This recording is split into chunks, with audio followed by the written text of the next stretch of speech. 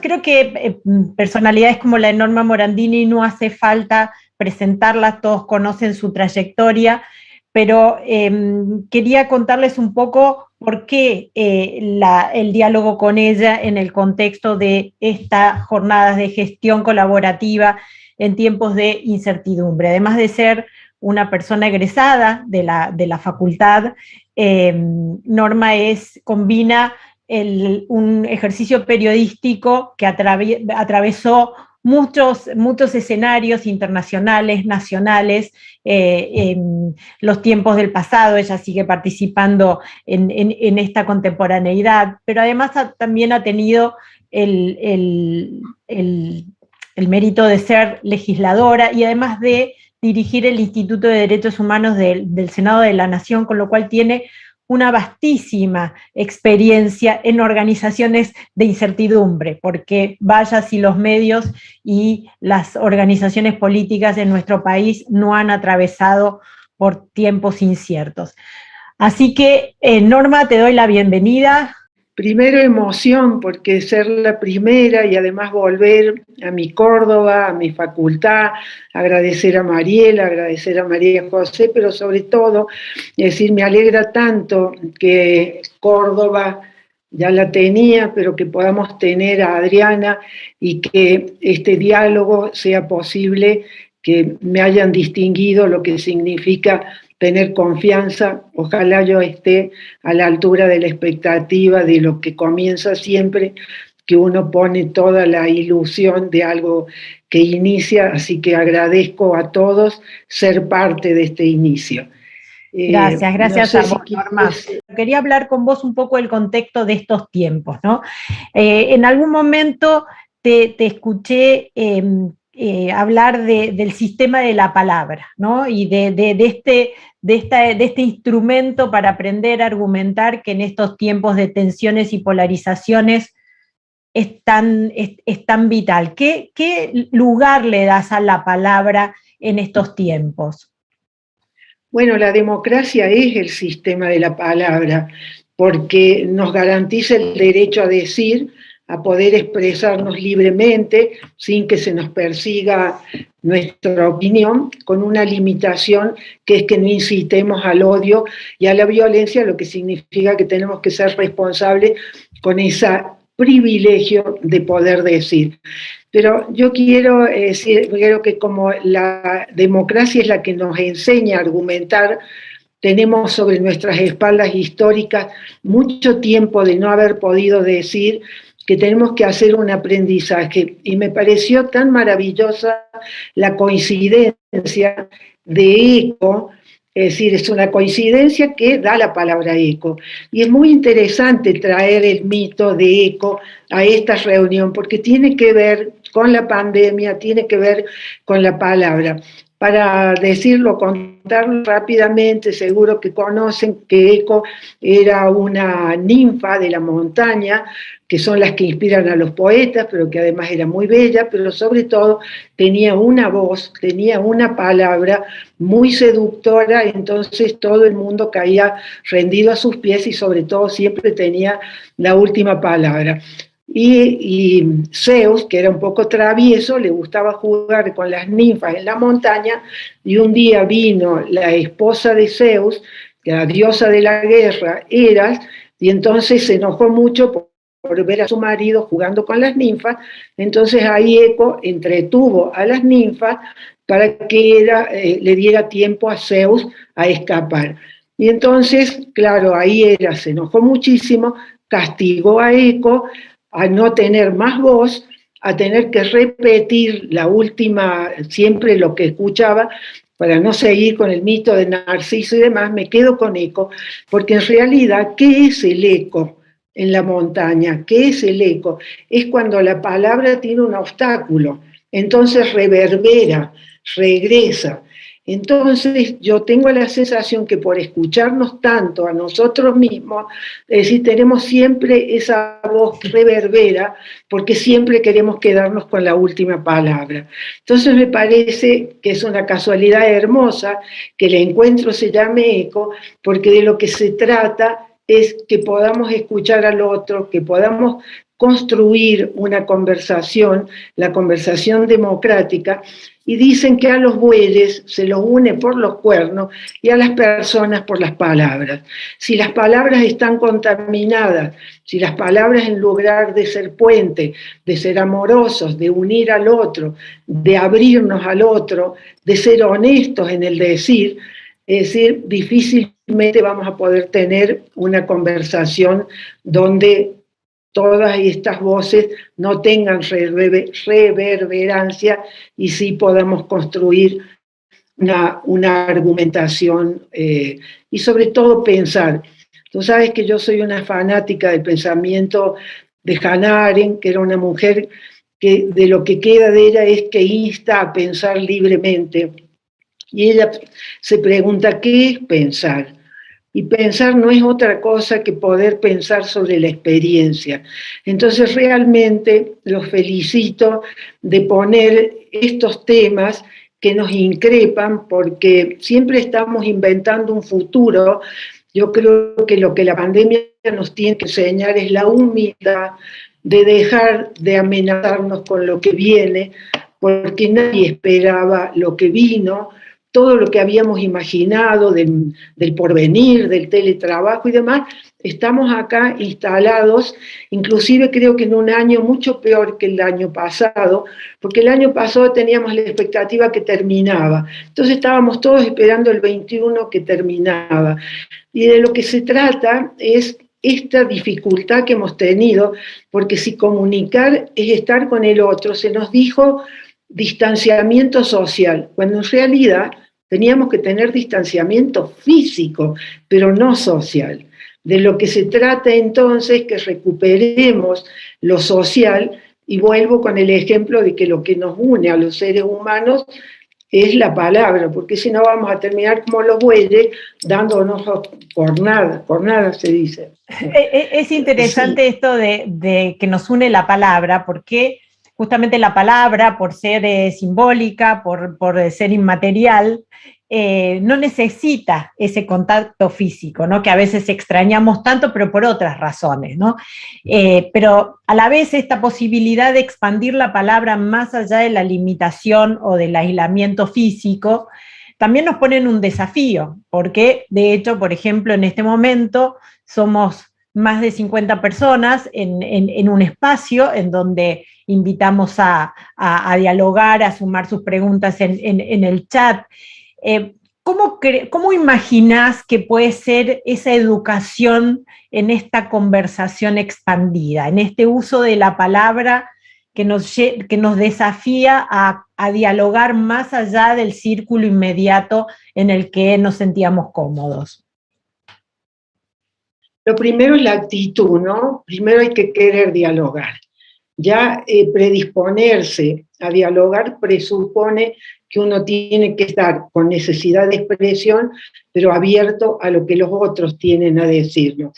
Si en este momento las personas con las que estamos compartiendo, que no nos vemos, nos estamos escuchando, ya si este intercambio de argumentos, de ideas, ya pueda resonar en cada uno para ir generando su propio pensamiento, yo creo que ya es decir, es un muy buen arranque. Después hay países, por ejemplo en Colombia, que tienen esta violencia que marca la historia, cuando hicieron el proceso de paz, que fue un proceso difícil, que sigue siendo difícil, sin embargo organizaron programas deliberados para enseñar a conversar.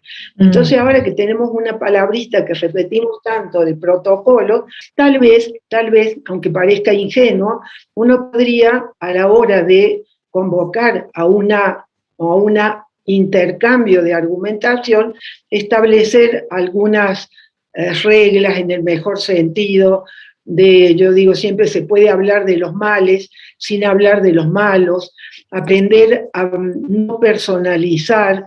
Se dice que nada mide mejor el desarrollo democrático de una sociedad que saber de qué se ocupa. Si se ocupa de las personas, si se ocupa de las cosas, o si se ocupa de las ideas o los valores. Me parece que tenemos que aspirar a que nuestra evolución lleguemos a poder argumentar con ideas sin necesidad de decirle al otro sos un mentiroso, sin necesidad de decirle al otro sos un cretino, porque nos vamos lastimando. Yo creo que nada nos lastima más, primero que el haber aparecido al público, el espacio público que nos significa los medios digitales, es decir, no teníamos el entrenamiento, no hay nada que inhiba más en lo real que hablar en público, ¿no? Es decir, es algo que yo converso mucho con las mujeres, con mujeres que tienen mucho para decir, y sin embargo me dicen, no, yo hablar en público, no. Y ahora las redes, lo digital, nos ha dado la gran posibilidad de hacer público lo que decimos sin sentirnos en la inhibición de estar siendo de alguna manera juzgados por lo que significa estar parados delante de otros diciendo yo pienso de esta manera. Entonces es un aprendizaje, no tenerle miedo, aprender, porque bueno, uno va aprendiendo. Yo vengo de una generación que era muy ideologizada y sin embargo uno va aprendiendo sobre la experiencia y por eso digo, hay que tener primero la voluntad, limpiar también, que esto es muy difícil, limpiarnos de preconceptos, limpiar de categorías previas, porque si hay algo que ha traído la pandemia es sincero, porque nos ha mostrado las llagas, nos ha mostrado la fragilidad, nos ha mostrado el límite, nos hemos pasado meses y meses escuchando hablar la palabra muerte, muerte, muerte, cuando en realidad lo que tenemos es la vida y tenemos que tratar de honrar esa vida, de facilitar esa vida, de conversar en democracia, en lo que significa el espacio público, que es el espacio por excelencia, ¿no? Vos tuviste una vasta experiencia en medios, en medios también en otros países, y también hablaba yo de tu paso por el Parlamento. ¿En cuáles de esas organizaciones se desafió más tu aptitud de conversar? Contar brevemente que yo tuve el privilegio, no es ningún mérito, de haber ejercido periodismo en libertad en la transición española. En España los medios importantes son los que nacen con la democracia. De modo que yo cuento siempre que cuando ingresé a trabajar al Grupo 16, me hicieron firmar un compromiso con la democracia. De modo que, es decir, bueno, cuestiones de respeto en lo periodístico, pero fundamentalmente eran principios democráticos, hoy que lo que decimos, bueno, cómo escuchar tantas voces, es decir, la honestidad en el decir. Bueno, recuerdo que era como una viborita que iba diciéndonos cuántas cosas en las que nos teníamos que comprometer. A diferencia de nuestro país, que los medios han tenido que ayornándose al proceso democratizador. Es decir, recordemos que nosotros tenemos en nuestras espaldas históricas mucho tiempo en el que se nos dijo qué pensar, cómo vestirnos, cómo hablar, es decir, a quién llevar a la alcoba, todo eso que para los jóvenes es algo, es decir, que lo leerán en la literatura o lo escucharán de los que tenemos más edad y que cuesta muchísimo pensar en un tiempo en el que no se podía, siempre se piensa, pero no se podía decir libremente lo que uno pensaba. Pero cuando acepté el desafío con muchísimos prejuicios, yo soy hija del 2001, la crisis del 2001 que nos puso también, nos desafió en la participación, en el asambleísmo, yo siempre había dicho que no a aceptar una candidatura y esta vez en lugar de decir no, dije ¿por qué no? Y ahí es donde yo vi todo lo que yo ignoraba. Yo me consideraba una periodista que venía con esa trayectoria y sin embargo lo que a mí me devolvió, lo que aprendí en el paso por la legislatura era todo lo que yo ignoraba. ¿Qué ignoraba? El corazón filosófico jurídico de nuestra Constitución, la Constitución reformada del año 94, que por la travesura de constituyentes que no se preguntaron, sos peronista, sos radical, sos comunista, es decir, hicieron una travesura porque en el núcleo de coincidencias básicas de Alfonsín y de Menem para reformar la Constitución, el tema de derechos humanos no estaba. Entonces estos constituyentes, que había uno de cada color en términos de pensamiento, incorporan en la Constitución 12 tratados internacionales de derechos humanos que están por encima de la ley local. De modo que si hay algo que el Estado argentino y los gobiernos, no importa, es el Estado argentino que está obligado a cumplir porque se ha comprometido con la comunidad de naciones, o sea, con Naciones Unidas y con todos los organismos internacionales a cumplir con estos tratados.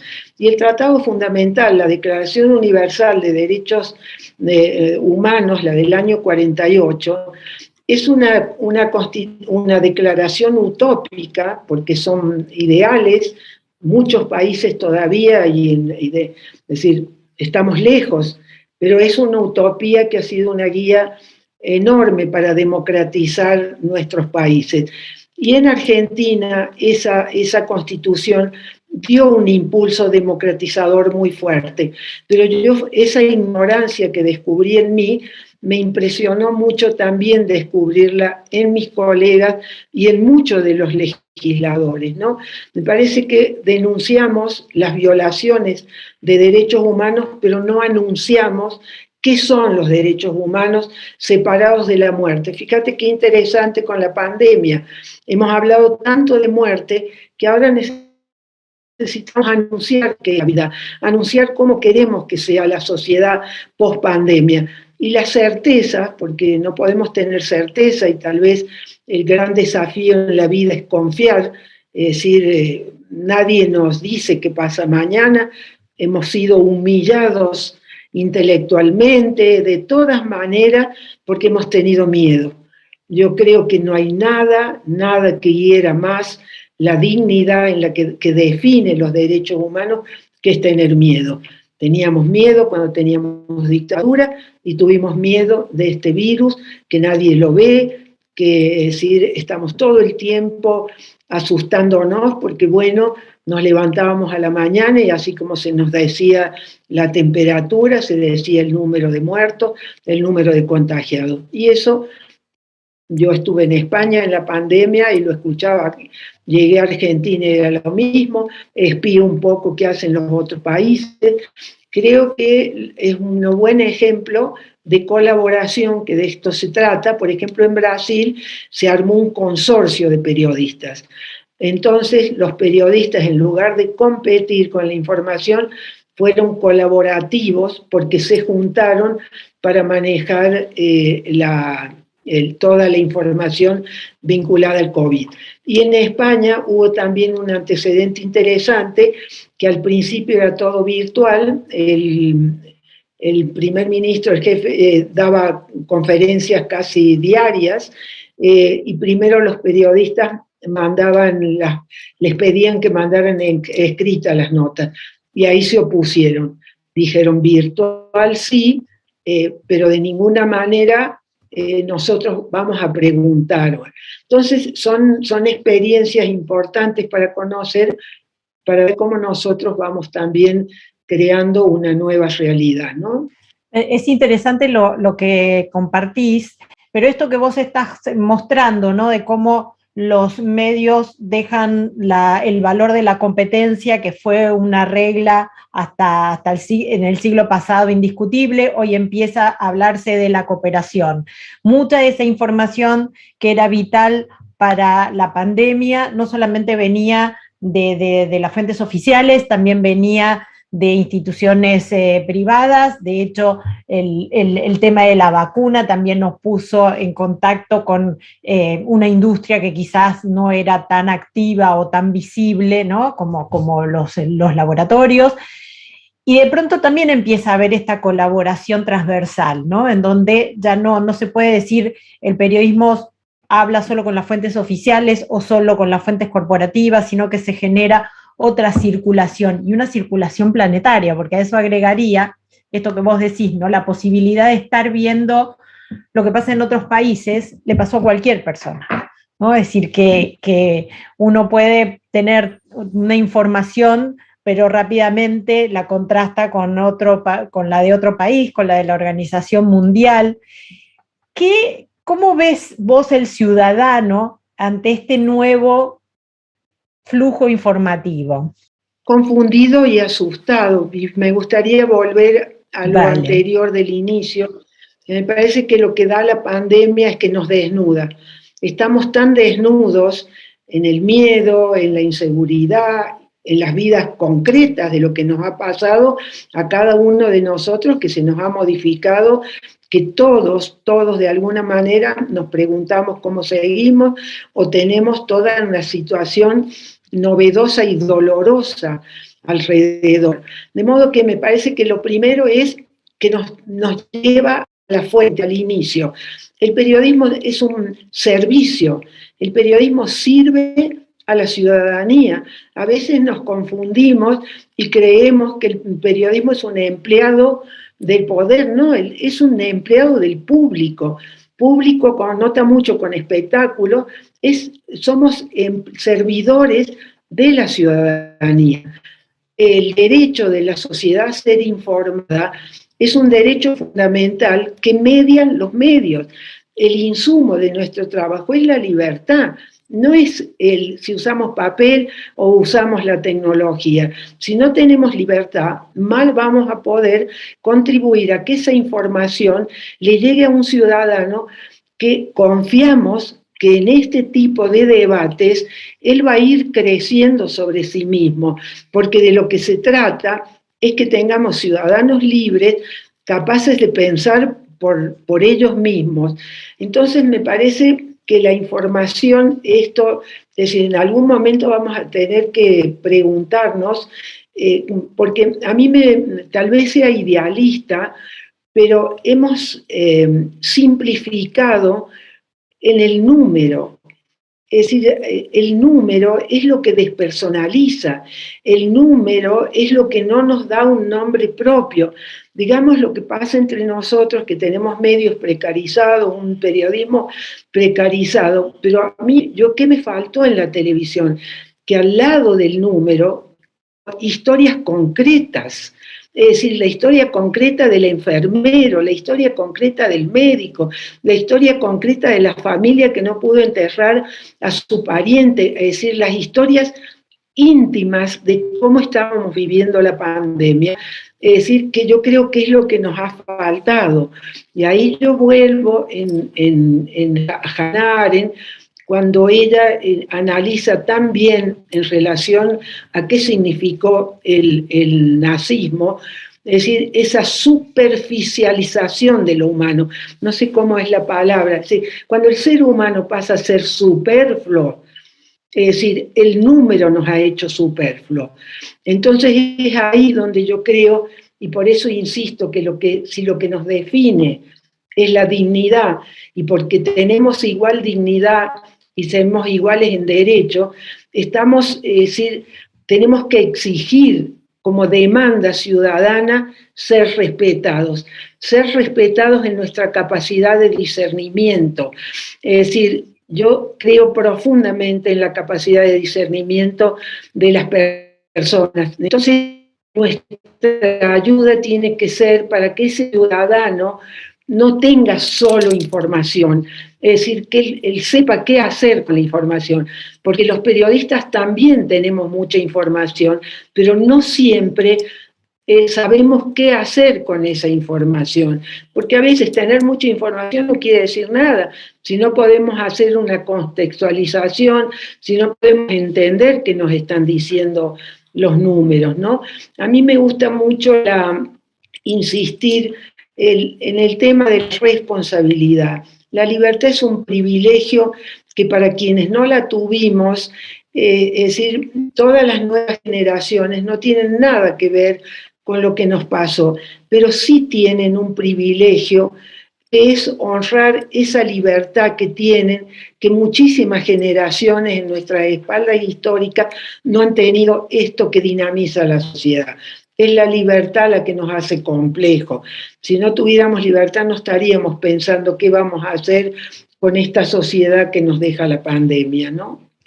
Yo le agregaría, si me permitís, al tema de la libertad. Vos hablaste también en muchas oportunidades del tema de la paz, ¿no? Como una condición inherente a la democracia.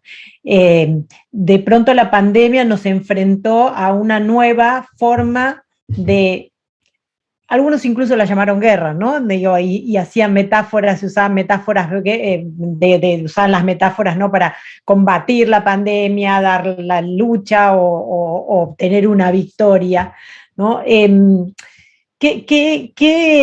¿Qué nos pasa con la paz, ¿no? Y con la palabra como constructora de puentes para la paz? Me parece que no la hemos limpiado, de todo. A mí me gusta mucho, bueno, si primero fue el verbo, como nos dice la Biblia, Neruda tiene un poema precioso que dice que las primeras palabras todavía están con la atmósfera de los primeros gemidos. Hablo de nuestra primera palabra democrática. Nuestra primera palabra democrática ha estado demasiado, no voy a decir contaminada, ha estado en una atmósfera de miedo, en una atmósfera de dolor, en una atmósfera de muerte.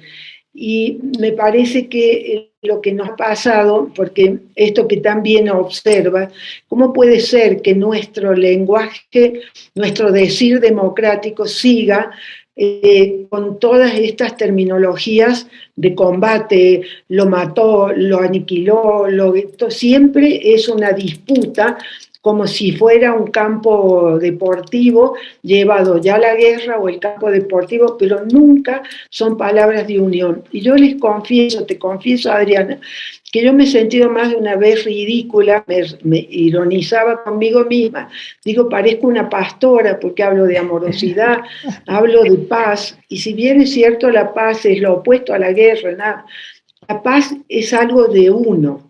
Yo creo que debemos trabajar profundamente en nuestros espíritus para abrir los brazos al otro. Al otro es mi igual, que tiene una historia diferente a la mía y que uno no elige, que es decir, es tan rico vivir en libertad.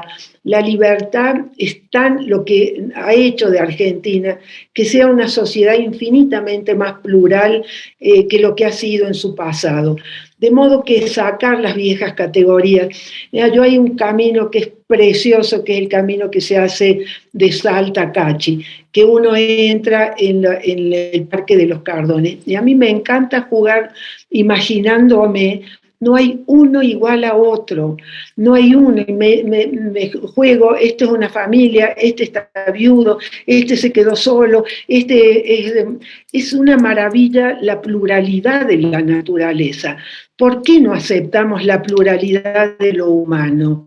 ¿Por qué si tenemos todos dos ojos, una nariz, una boca, y no hay dos caras iguales? Eso internamente es igual. Entonces me parece que hablar de paz no es otra cosa que aquietar nuestros espíritus tan inseguros, tan que quiero tener la última palabra como Eco, y cuidado porque a lo mejor perdemos la voz, como la perdió Eco y murió de amores de Narciso. Es decir, que hemos quedado tan enamorados de nosotros mismos, de nuestra última palabra, que estamos asesinando, es decir, vamos a terminar hundidos en el lago, ¿no? Porque no soportamos cuál es el espejo que nos da el lago, ¿no? Entonces yo celebro muchísimo, no sabes cómo aprecio que pongan en debate y que, bueno, esto después del lago lo único que tiene que tener es ondas expansivas para que esto se pueda ir reproduciendo, ¿no? Y vamos creciendo todos sobre nosotros mismos para ser ciudadanos responsables, que no ofendemos y colaborativos, porque si hay algo también que la pandemia pone es lo que es la globalización. La globalización es mala cuando es financiera, la globalización es mala cuando levanta la frontera para las mercancías, pero la cierra para las personas, pero la globalización ha sido fundamental para las vacunas. Es decir, los que tienen, ¿por qué hay que aspirar a ser una sociedad desarrollada? No para dominar a otros, para que no tengamos esta dependencia que necesitamos de los saberes de otros, pero eso no nos tiene que hacer enojar. Aprendamos de los saberes de los otros, pero lo que nos ha dejado también esta pandemia es reconocer que algunos saben más, o como tenemos en nuestro país muchísima de nuestra gente en la ciencia, es decir, involucradas y que necesitan espacios de realización, como terminan a veces, ahora consultamos a tantos especialistas que están trabajando en diferentes lugares, ¿no? Y esto que vos estás planteando, ¿no? De una colaboración expandida en el globo terráqueo, que incluso, ¿no?, vincule sociedades distintas. Creo que también este mismo encuentro prueba que podemos demorarnos un ratito a las 5 de la tarde y desde distintos lugares confluir en una conversación que además se está viendo y que uno la deja ahí ya subida al YouTube y quién sabe a quién inspirará o a quién desafiará o a quién contrariará. ¿Qué crees que necesitan las organizaciones de un país como Argentina para seguir aportando a este crecimiento virtuoso? Para darles un ejemplo concreto, yo una de las razones por las que estoy en Salta es porque una fundación a la que yo digo tengo el privilegio de haber visto convertirse una ilusión en convertirse realmente en una fundación que como ECO, como la asociación que hice con ECO, también tiene una connotación maravillosa porque es la Fundación El Abra. El Abra es el lugar en la montaña, es por donde es el paso, es el puerto, es el camino, es el Abra.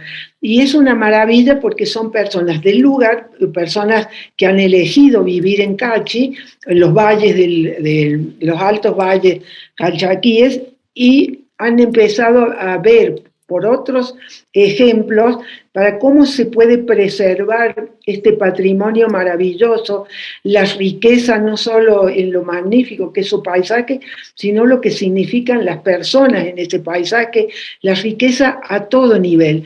Pero claro, es decir, el atraso nuestro es que, por ejemplo, nuestros municipios no tengan ordenamientos territoriales, que no es otra cosa que tener normas comunes para que los que llegan y traen el dinero, porque es el turismo, respeten y nos permitan cuidar del patrimonio y sobre todo ahora con los temas de cambio climático y todos los temas que están en todos los lugares. Y bueno, es una organización de la sociedad civil que tuvo ayuda de una organización internacional, pero que pudo presentarle a los gobernantes, sobre todo a los intendentes, que son los que tienen que tomar el ordenamiento territorial, es obligación del Estado, pero hablamos mucho de la gobernanza, y la gobernanza, ¿qué es? Es lo colaborativo, es el Estado, es la ciudadanía, y una palabrita que nos hace ruido, que es el mercado, saquemos el mercado, pero tiene que estar unida la ciudadanía. Y algo que me preguntabas de mi experiencia, la experiencia legislativa. Si hay algo que yo aprendí en el paso por la legislatura, es que todos los temas, problemas y las soluciones las traen las organizaciones de la sociedad civil, que vienen y golpean las puertas y le dicen a los que tienen que ser sus representantes, nos falta esto, necesitamos esto otro, falta, es decir, tienen que legislar sobre esto. De modo que yo le asigno cada vez más una función fundamental a la sociedad civil. No hay democracia sin una sociedad, sin la sociedad civil participativa. Y una sociedad participativa es aquella que se mueve por ella misma, que es la que piensa por ella misma y se mueve por ella misma. Y lo único que tenemos que demandar es que sean responsables con esa participación y por eso yo tengo mucha esperanza y ahí sí, el único futuro que veo es tener confianza en el futuro, porque la vida siempre se impone, no tenerle miedo a los problemas, es decir, y saber que estamos, que en el fondo, que esto, vuelvo a la idea del miedo que afecta a la dignidad, los seres humanos en el fondo somos seres tan pobrecitos en nuestra fragilidad que si no nos unimos al otro, es decir, todo va a ser mucho más difícil, ¿no? Así que esa es si conseguimos despertar en los corazones, ya no en las mentes que inventamos pensamientos con los que nos asustamos, escuchar bien qué necesitamos. Y a nadie le gusta andar por la vida ni solo ni peleado, o por lo menos eso es lo que me pasa a mí. Me te escuchaba y me recordaba, en estos días estoy dando un taller para periodistas y comunicadores de 17 países, y cuando se presentan, ¿no? Empieza uno a decir, bueno, yo soy fulano de tal, y en mi país, y empieza, ¿no? Y tenemos esto, y el siguiente dice, no, pero yo soy fulana de tal, y en mi país, ¿no? Y parece como que empieza un campeonato de desgracias, ¿no? A ver qué país tiene, ¿no? la peor circunstancia. Y un poco el ejercicio del diálogo lo que nos muestra es que lo que a uno le parecía que era lo peor empieza a resignificarse y a la vez te genera como este sentimiento de que, ¿no? Tomando algo que ya dijiste, que no hay malos, sino hay males, ¿no? Y que de pronto por ahí uno no puede pelear con el malo porque tiene poder, porque está bueno, pero sí puede empezar a unirse desde ese compromiso, desde esta lucha contra los males. ¿Cómo te imaginas este movimiento, ¿no? Esto que vos mencionas me parece también muy valioso, que de pronto vos estés apoyando una organización de Cachi y que de ahí se conecten con el mundo. Digo, esta nueva forma de conectarse y de salir de la excepcionalidad de los problemas, ¿no? Para entender cuál es la universalidad de estos males. ¿Qué crees? Así ya dejamos este pensamiento, ¿no? Para el cierre. ¿Cómo te imaginas eso? ¿O cómo desde esta experiencia que vos tuviste y de tu contacto con organizaciones de Europa podés dejarnos una idea de cómo abrirnos al mundo? Sí, es inevitable y perdonen, pero ahí en este caso tengo que hablar de manera personal. Yo suelo ironizar conmigo misma y digo que nunca fui periodista de despachos. Entonces a veces cuando escuchaba a mis colegas que contaban cosas que pasaban en el poder, yo me sentía muy insegura porque yo no conocía esa información. Hasta que un día dije, pero yo no escribiría sobre estos chismes. Entonces, es decir, el no haber sido periodista de despachos, a mí siempre he sido más una cronista. A mí me maravilla la sociedad, porque me maravilla a mí. Lo que tiene la democracia es que pone en el centro, es decir, al ciudadano. Hay que proteger al ciudadano de la prepotencia del Estado. Hay que proteger al ciudadano de la prepotencia del poder, el que sea. Entonces, mi paso por la política, es decir, me enseñó mucho en lo que ignoraba, aprendí mucho, aprendí a argumentar, porque el que está sentado al lado de uno ha sido elegido en otro lugar con lo mismo que fui elegida yo no elegí que estuviera sentado al lado mío. Es una escuela maravillosa de aprender a argumentar, a escuchar y sobre todo de construir. La ley democrática es la que se construye entre todos. La ley que viene con la imposición del número es una ley que dura muy poco. Las leyes que duran en el tiempo son las que se construyen. De modo que ese paso por la política me enseñó el daño que pueden hacer los malos políticos y la necesidad que tenemos de hablar de idoneidad en nuestros representantes o en nuestros funcionarios. Y entonces en ese camino yo he vuelto a la sociedad civil, creo que es ahí donde está la fuerza de la democracia. Si hemos visto cómo cada vez más se va participando, no es la calle, nosotros tenemos, por lo menos yo, disculpen que en esto sea tan tajante, en democracia no es el que gana la calle el que tiene la razón o el poder es el de la palabra, es el de los derechos, es el de la participación, es de la colaboración, y para ya no extenderme más, yo nunca había subido a una tribuna a hacer un discurso electoral, la primera vez en Río Cuarto, en Córdoba, y la verdad que la gente me saludaba, me deseaba suerte y demás, era todo tan novedoso, y yo pensé, ¿qué se dice en un acto electoral? Y miré una falda que tenía hecha de patchwork, hecha de pedacitos, y dije, y me sigo diciendo, y pregunto, ¿en qué momento los argentinos vamos a hacer de los retazos democráticos la gran manta democrática? Es decir, la vida colectiva, todo lo que nos ha ido pasando de manera colectiva, nuestra propia historia nos ha dejado retazos, y es hora de que empecemos a construir la gran manta democrática hecha de todos colores, pero tiene que tener, no puede ser un hilván, porque el hilván es vano, se rompe enseguida. Tenemos que coserlo firmemente para que sea la base en la que podamos vivir las diferencias, ¿no?